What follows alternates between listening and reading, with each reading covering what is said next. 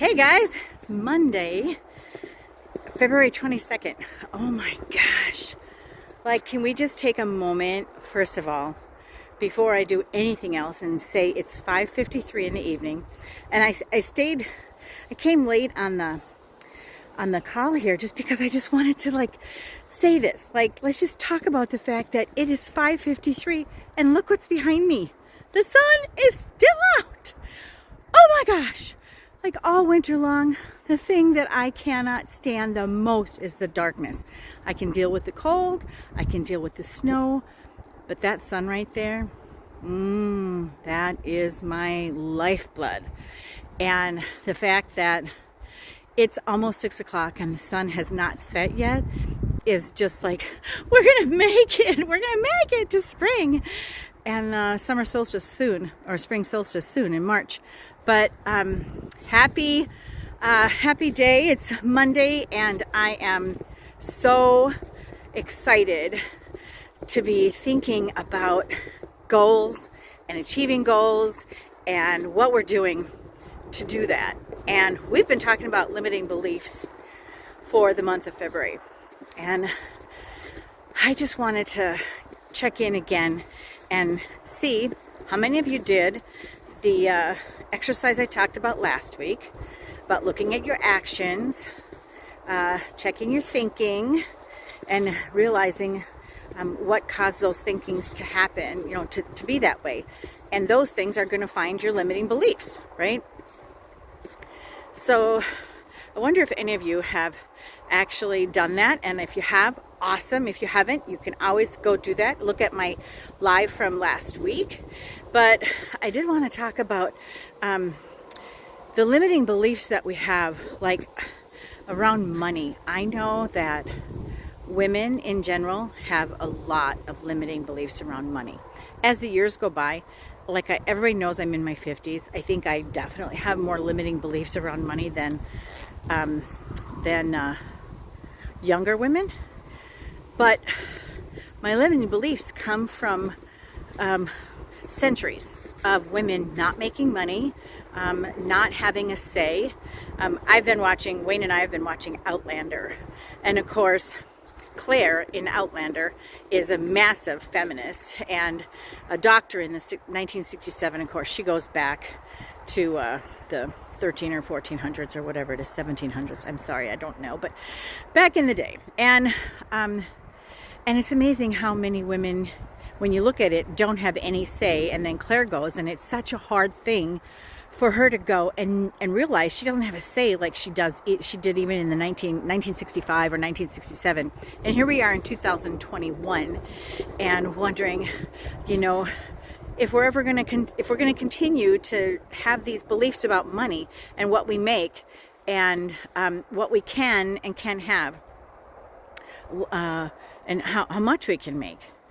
The first time I ever in my life thought about making six figures, I don't even know if I really realized what that meant or what that could afford me to do. And I don't mean afford me to do myself, but what it could afford me to do for other people. And but even just to think that big was just outrageous. I mean, when I first became an RN, I made I think $14 an hour, and now nurses' aides are making that and a lot more. But I think it's just crazy to think that growing up, I was taught those same things that many people are taught about money, like money doesn't grow on trees, money is the root of all evil, rich people are rude, rich people aren't nice, and I really learned those things, and people before me learned those things before them in centuries and generations before. But the fact is that we're finding that women make great money, and good people with good money do good things. And so what are your limiting beliefs around money and why you make what you make, and do you want to make more? And what's keeping you from that? So it could be many things. I never knew that I would own my own business, ever. But I should have known. I think I said that when I was a little girl on this farm, probably about 9 or 10. I don't know where I got it, some sort of a magazine or something that showed me I could make enough money, points, selling Christmas cards to buy a curling iron. And I was probably in, like I said, maybe I was able to do that. Maybe I was 12 or 13. And so I rode my little bike all around the neighborhood and sold Christmas cards. And I got a curling iron. Heck yeah, I got a cool curling iron back in the 1980s. And then I worked harder, and I got a really cool like raft dinghy boat to go down the river on and on the lake. And I should have known at that age that having my own abilities to do what I wanted to do to make my own money would eventually lead me to owning my own business. But as it were, I became a nurse, and I'm really grateful for that because that's afforded me a lot as well, being able to help people. But think about those things that you want in this life.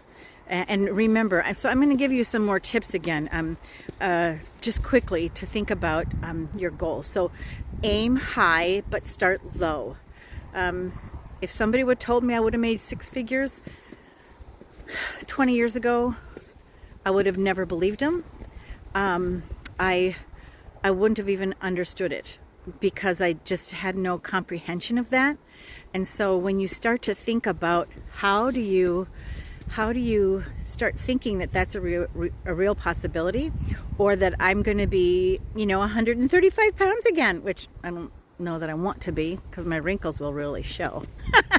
But that I'd be less weight than I am, or that I'd be more fit, or that I would, have the amazing relationship I have right now. I think that after having gone through a couple of divorces, I never would have believed that I would have the relationship I have now. But it's a lot of work, but I do. And you can have anything you want, if you're willing to work for it, if you're willing to learn and grow. I say it all the time, the only way to ensure that tomorrow is better than today is that you learn and grow, right? So first things first, remember that you want to start high and aim low. If you want to lose 50 pounds, awesome. Start with 5, start with 10, and get to that mile marker, and then celebrate. Not with, a chocolate cake, but celebrate. I'm so glad to see everybody on. I'm excited about that. JD and Timothy and Jennifer and some other people that I haven't even seen. But the next thing you want to do is make sure that you are the one setting your goals. That you're not setting your goals because somebody in society is telling you that you have to be that skinny, or that you have to have that kind of a house or that kind of a car. Like, set your own goals. What do you want? What's important to you? What's important to your family? What's important to your dreams? And oh my goodness, look at this. I'm going to interrupt here for this amazing sunset. It's so much prettier in person. You know how it is. But make sure that you're the one setting your goals, not anybody else. Not your spouse, not your children, not your parents, not your in-laws, not your friends, not your boss. Just you. That you're the one setting the goals. And then think about, what does success actually look like? What does it look like? What does it feel like? Because sometimes when we get there, it's not as great. Like, I remember quitting smoking, thinking it's going to be great because everybody in my world was just like nagging on me about smoking. And one day I was going to be a non-smoker, and then they were going to all like, yay, you're Medine, and I was going to get a trophy, or I don't know what. But the fact is once you quit smoking, nobody says a word. And so what does success look like? Success looks like I'm healthier. Success looks like I don't stink. Success looks like I don't spend all that money. But success does not look like everybody's going to give me attaboys every day for not smoking. Nobody cares once you don't smoke. So make sure you understand exactly what it is that you want and how it's going to look when you get there. And sometimes we don't exactly know how it's going to look. But you have to make all these changes and have all these goals and dreams for you and maybe for your children, maybe for your legacy, who knows? And so number 4 would be understand your why. Why do you want this thing? Why is it important? And again, I mean, this comes back to to limiting beliefs, right? Why do you want it? Do you want it because I want to have money because we were always poor and I don't ever want to feel like that again? Sometimes the electricity got cut off. Sometimes we didn't know how the bills were being paid. I want to quit smoking so that the people will stop nagging me. I want to lose weight because then I'll feel really great. Like the magazines and the movie stars and everybody else who's got filters and millions of dollars of people behind them. Just remember what your why is. Why do you want to do it? It's got to be in your heart and in your spirit what it is that you want. And really take a look at the limiting beliefs that are keeping you from those things. And last but not least, track your progress. In nursing, we have a saying. It says, not documented, not done, period. I don't care if you did anything for the patient. If you didn't chart it, it wasn't done. And it's a legal thing. We all learn it in nursing school. So it's the same with goals. There's a reason why Weight Watchers has you weigh in. Not to make you feel bad, but to keep you on track and keep you honest, right? If you have a business, make sure you understand your bottom line. Make sure you understand your financial spreadsheets. And understand that you can't spend $1 trillion on marketing if you don't have it. And that you have to have a budget. And that you have to have mentors and people to help you. So whatever it is that you're looking for, track your progress. Use the journal we talked about since the beginning of January. Write it down. What do you want and how you're going to get it?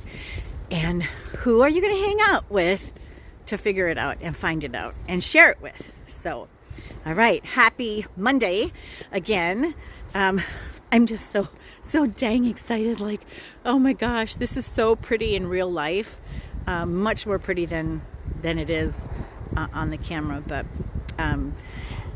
it's 6 o'clock. It's 6:05, and we are still out in the light. Anyway, I will talk to you soon. Wayne and I are going to Florida this weekend. Spend some time with his brother and his wife, and it's going to be 87 degrees. So maybe I'll come to you from the beach, and we'll talk about goals and dreams and limiting beliefs. All right, take care and talk to you soon.